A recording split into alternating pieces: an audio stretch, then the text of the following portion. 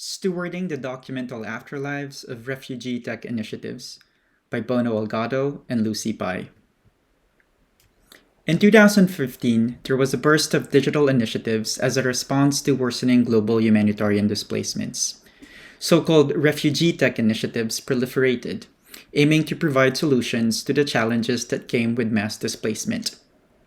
Estimates found that there have been over 1,500 apps developed to address the perceived needs of migrants, refugees, and asylum seekers. However, most of them were hardly used.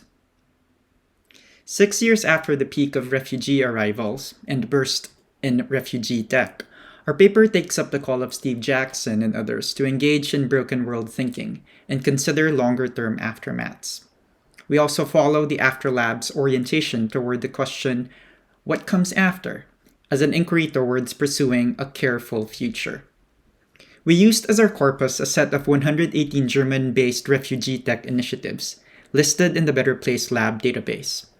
We analyzed the sites of the initiatives as they appeared in summer of 2021.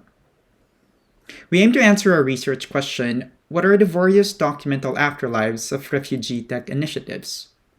To do this, we systematically reviewed the current web presence of these initiatives, and additionally utilized the Wayback Machine as both a tool and methodological resource in accessing, checking, and studying archived websites vis-a-vis their current state.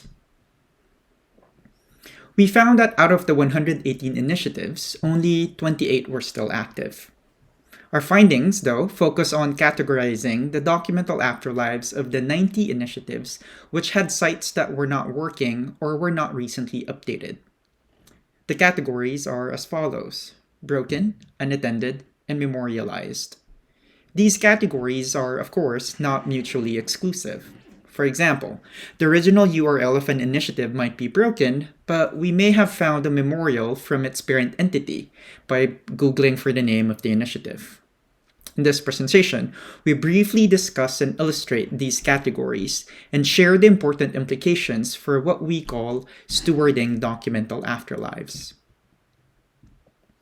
We first refer to sites where the original URL of the initiative leads to error or extraneous content as broken documental afterlives.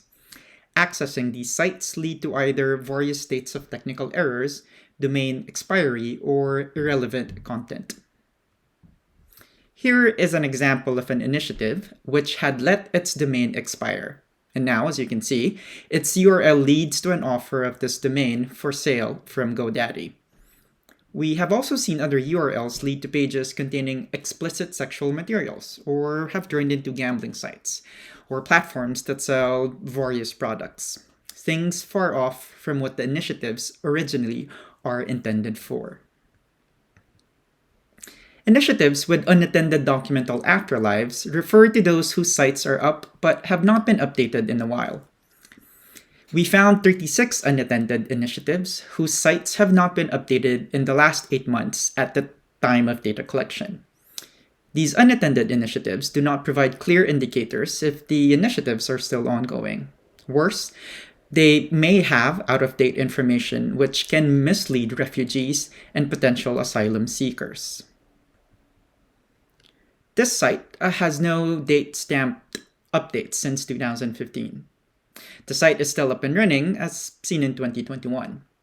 Based on certain paths through the site, one might be confused about whether the urgent requests posted are indeed still, urgent. The screenshot here features a post asking for a programmer to contribute to a tech initiative, accordingly 2 weeks ago. However, the post is from 2 weeks after the start of the initiative in 2015 and has remained unresolved. The last category are what we considered memorialized documental afterlives, which refer to initiatives where, for some duration of time, the site contained an explicit acknowledgement of the ending of the project. In these cases, there is recorded information about the sunsetted initiative, or at least a formal announcement of its closure. The site for Volunteer Planner appeared this way in the Wayback Machine, captured between December 2018 and April 2018. Currently, the URL leads to a security error state. We see that for some time in the past, though, the website contained a message about how many hours of volunteer work were coordinated on the platform before it closed down due to lack of demand. There is also a GitHub link for those interested in open source code and a recommendation for a website with similar service. This is another example, a screenshot of the website as it appeared in 2021. The site is working at its original URL and explains what the project was and that it has indeed ended. The site also provides content information should someone wish to continue their involvement on an ad hoc basis. Funding streams, policy focus, and user engagements fizzle or change course, but initiatives Documental Afterlives impact various stakeholders long afterwards. These digital artifacts, or what Megan Benton calls digital litter, can cause harm by misleading stakeholders with out-of-date information. But if handled properly, we argue that these artifacts can also help us remember the initiatives we have attempted. They may be worth revisiting to revive or learn from should the need arise again in the future. In our discussion, we build on Brubaker's et al.'s work discussing post-mortem stewardship of social media to argue for the stewarding of documental afterlives. Of course, we acknowledge the vast difference between the deaths of a person and the end of an initiative.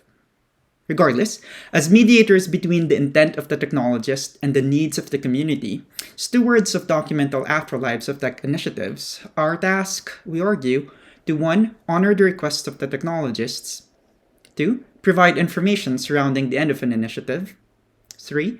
Preserve the memory history of the initiative, and 4.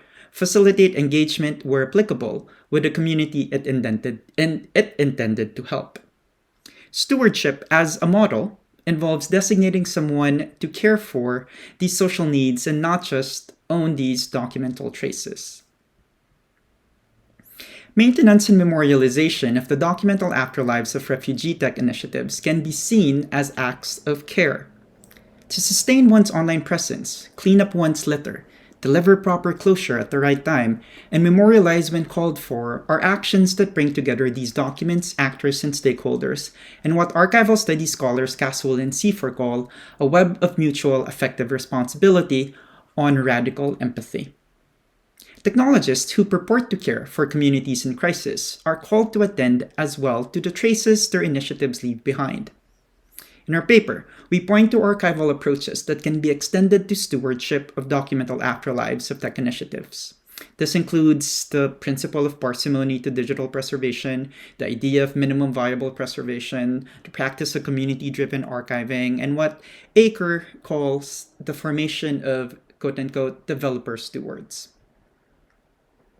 At the appropriate moment, developers should perform the final act of responsible stewardship, to pass objects under their care to the next steward. For example, developers can proactively use the Wayback Machine to archive their own work during key moments, including when they sunset initiatives. They can post a message on the website and affiliated social media notifying that the initiative will be ending on a specific date. Additionally, press releases and terminal reports can be published across different platforms. These acts make it easy for the next set of stewards to contend with these documental afterlives. For stewardship, archiving, and acts of care need not be solitary endeavors. Rather, they can and must be pursued as shared collaborative acts. Thank you.